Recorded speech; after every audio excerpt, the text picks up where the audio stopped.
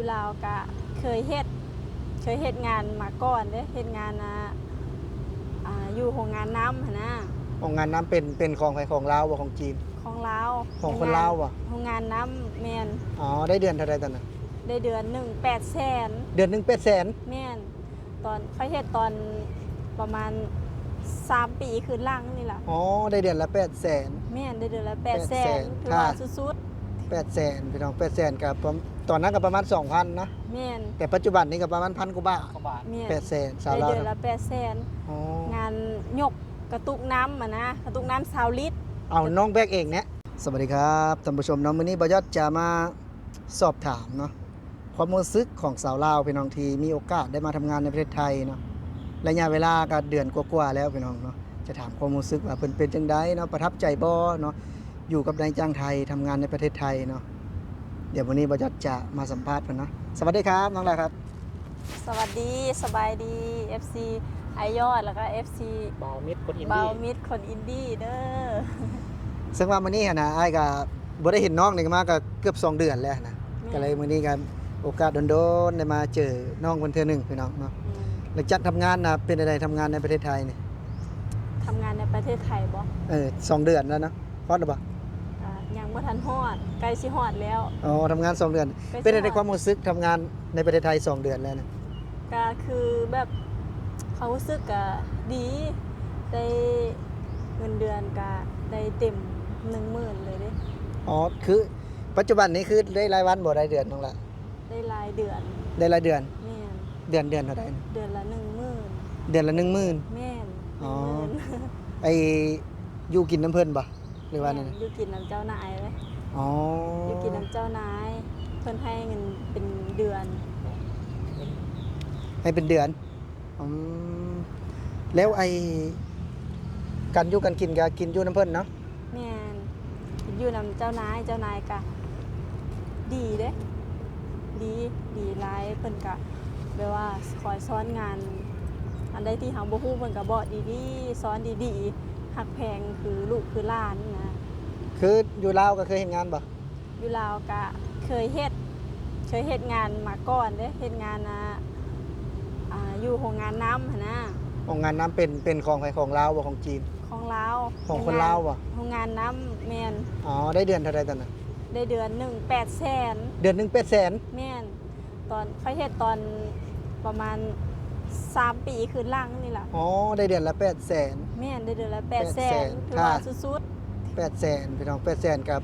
ตอนนั้นก็ประมาณ 2,000 นะ ๆแม่น แต่ปัจจุบันนี้ก็ประมาณ1,000 กว่าบาท กว่าบาท แม่น 800,000สาว ได้ ลาว เดือนละ อ๋อ 800,000งานยกกระตุกน้ำนะกระตุกน้ำ20 ลิตร เอาน้องแบกเองเนี่ย แปลว่ายกขึ้นรถหั่นนะวันหนึงเป็น3-400 กระตุกพุ่นเด้ตุก20 ลิตร น้องนี่แบกน้ำนี่ บ่ได้แบกหั่นนะแบบว่าเฮ็ดในโรงงาน อ๋อ ในโร เป็น งงานน้ำแล้วแบบลูกค้าเอาตุ๊กเป้ามานะ แล้วเป็นพัดบ่หรือว่าไง แล้วก็เอามาพัดมาล้าง อ๋ แล้ว อ ก็ไป มา กรอกน้ำใส่ กันหลายคนสิว่างงว่าพัดนี่แบบอย่างพัดนี่ก็คือทำความสะอาดนะพี่น้องบ่เวลาก็ตุกมาพัดแล้วเฮ็ดอาหารนั่นบ่แม่น แม่น เด้อ แม่น อ๋อ แบบทำความสะอาดเนาะ ตอนนั้นได้เดือนหนึง800,000กีบ แม่น อ๋อได้ 800,000 กีบ 800,000กีบแล้วพอมาทำงานไทยได้บัดนี้ พอมาทำงานอยู่ประเทศไทย เดือนละ ได้เดือน 10,000 ละ บาท 10,000 10,000ก็ ดี 6 ล้าน แม่น เนาะ500,000กีบหลังจากที่น้องนี่3 ปีที่แล้วเนาะน้องเคยได้ไปเห็นงานอยู่ลาวเพิ่นว่าได้เดือนละ800,000กีบ แม่น แต่พอมาทำงานในประเทศไทยนะพี่น้องตัดสินใจมาทำงานในประเทศไทยก็ได้6,500,000กีบนะถ้าเป็นเงินลาวนะ แม่น โอ้ แบบหลายวันแรกก็หลายทวีคูณเลย หลายแบบว่าถือว่าหลายเท่าอ่ะ หลายเท่าแม่นหลายเท่า 7-8 เท่าแล้ว ใน แม่ ในการที่แบบว่าอยู่ลาวน้องพี่น้องเพิ่นถึงว่าเฮ็ดงานหนักอยู่ได้น้องๆ งานหนั เนาะ ก เอาแบบว่าไอ้ขวดน้ำพี่น้อง ขว น้ำดื่ม กระเป้าอะนะ ขวดถังเนาะเขาห้องเป็นถัง20 ลิตรเนาะ แม่น ถัง20 ลิตรเขาทำเพิ่นก็ทำงานแบบว่าไอ้ยกถังแน่พี่น้องไอ้ทำความสะอาดเนี่ยก็ได้แค่800,000กีบเนาะน้องลานะ แม่นวันหนึ่งแบบว่าเป็นรถเด้รถเข้าเจ้ามาเอาแล้วแบบเป็นรถแบบว่าบ้านเฮาเรียกฮุนไดหรือว่าวีโก้บ่วีโก้ที่เขาเฮ็ดส่งนั้นส่งของหั่นนะ เป็นรถหรูเลยนะนางเนาะถ้าไฟมีวิโก้ถือว่ารถหรูได้เนาะ แม่นแต่บ้านเฮาส่วนหลายสิใช้รถฮุนไดหั่นนะ อ๋อรถหุ่นใด รถ กระบะยาวๆหั่นนะอยู่เมืองไทยบ่ฮู้ว่าเพิ่นสิฮ้องรถหยัง การรถฮอนไดคือกันเลยเนาะ คนใดเฮ็ด แต่มันบ่มีอยู่นี่เนาะ รถฮอนไดบ่เดินหยังเพิ่น อยู่นี่เพิ่นบ่นิยมใช้เด้ แม่น อยู่บ้านเฮานี่หนุ่มใช้แต่แบบนั้นแหละ เพิ่นมันบ่มี เต็ม พราะว่า คันรถเลย เพิ่นบ่ค่อยนิยมใช้นะมันก็เลยแบบว่าบ่มีเนาะ แม่นอยู่ แม่นคือจากอยู่ทำงานอยู่ลาวได้แค่เดือนละ800,000กีบพี่น้องเนาะ แม่น แล้วมันไผส่วนคือตัดสินใจมาทำงานในประเทศไทย อ่าที่บ่มีไผสวนแล้วก็อยากมาทำงานอยู่ไทยนี่ตั้งแต่เรียนจบแล้วเด้ อืม ตั้งแต่เรียนจบแล้วนั่นแหละไม่มีโอกาสได้มาบ่มีโอกาสได้มาทำงานในเมืองไทยย้อนว่าอยู่นำพ่อแม่ก็เฒ่าแล้วอะนะบ่มีคนเฮ็ดให้เฮ็ดนาซอยแล้วก็บ่มีคนเลี้ยงดูเพิ่นก็เลยตัดสินใจอยู่บ้านแต่ตอนนี้เนี่ยมีโอกาสมาก็คือมีแม่2 คน ตอนตะกี้อะอยู่นำยายตอนน้อยๆค่ะ ยายเลี้ยงและแม่ แล้วเฮ็ด ทำงานอยู่ไท ขอย อนุญาตนะแล้วเฮ็ดอะไรน้องลาจังได้มาประเทศไทยนี่มันไปพามา ก็มาคนเดียวนี่แหละ มาคนเดียว แม่นแต่มีน้าสาว อ๋อก็คือน้าสาวทำงานอยู่พี่บ่ แม่นแล้วก็เพิ่นหางานให้ อ๋อเพิ่นหางานให้ แม่น อืม เพิ่นหางานให้และน้องก็ได้มีโอกาสได้มาทำงานอยู่เมืองไทยก็คือรู้สึกดีใจที่ว่าจะได้มาทำงานในเมืองไทยแล้วก็รู้สึกว่าภาคความหวังไว้ในประเทศไทย เอาคุณคนลาวคือภาคความหวังในประเทศไทยซะคือ ภา บ่ คความหวังแบบว่าเฮามาทำงานในไทยว่ามีงานที่มั่นคงให้เฮ็ดแล้วก็มีเงินเดือนที่ค่อนข้างสูงแล้วก็ แบบสามารถเลี้ยงดูลูกได้พ่อแม่ได้แล้วก็เลี้ยงตัวแม่งได้ อ๋อตอนนี้น้องลาก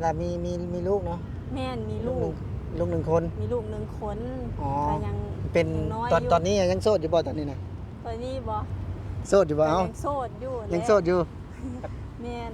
ก็บ่ปัดบ่ตะบ่กล้าเปิดใจย้อนว่า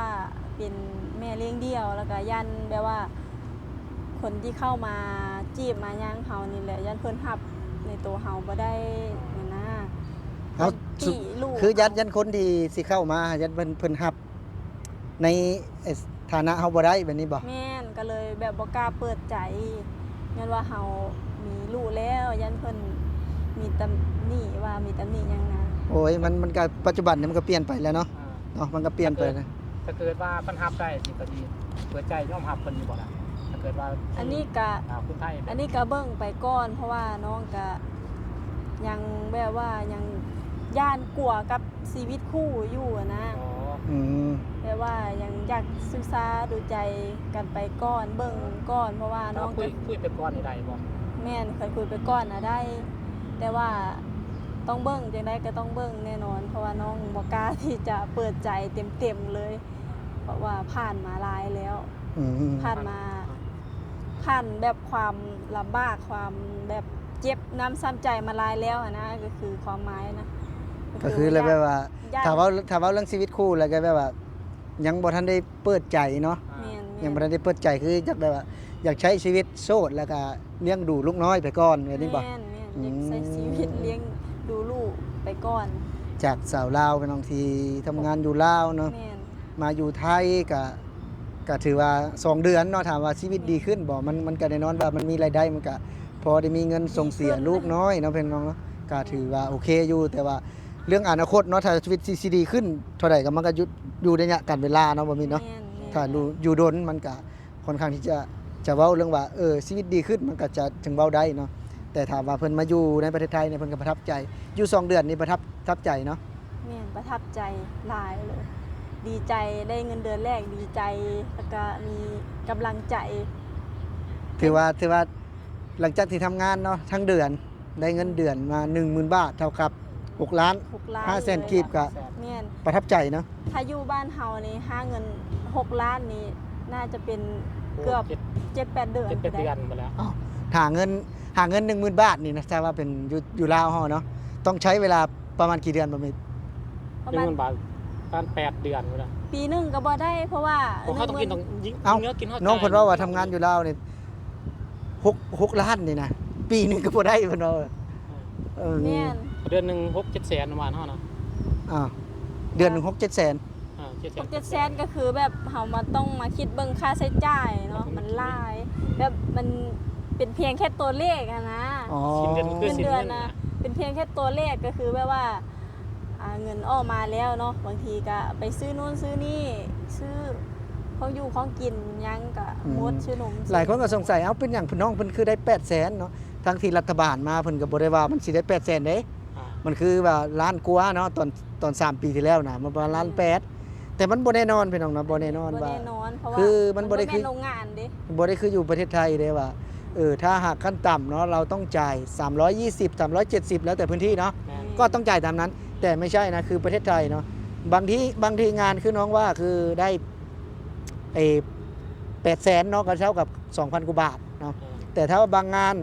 เนาะถ้าเป็นงานก่อสร้างก็จะได้ 2 แสนนะวันหนึ่งก็ได้ 2 แสนแล้ว ครับ 1,500,000 2 แสนแล้ว